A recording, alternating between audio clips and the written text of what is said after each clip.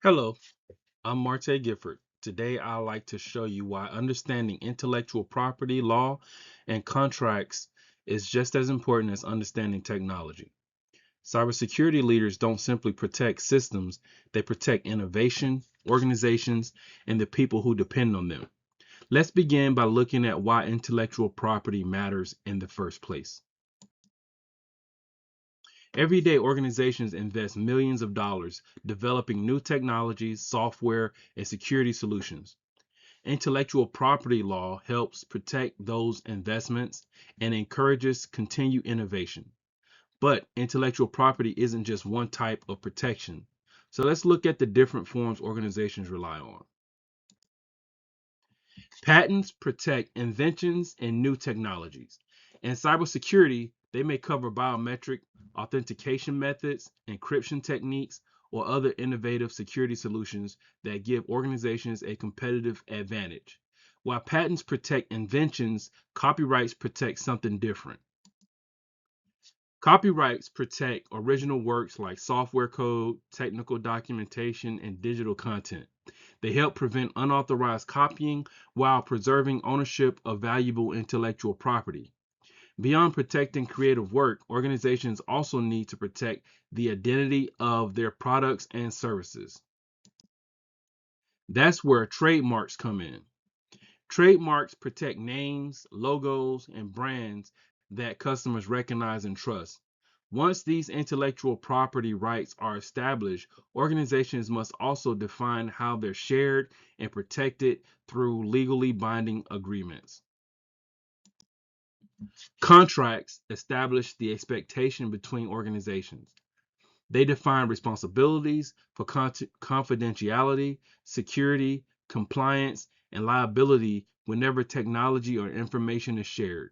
One of the most common contracts many of us encounter is the end user license agreement. Most people click I agree without reading the terms, but end user license agreements define how software may be used and what responsibilities both parties accept.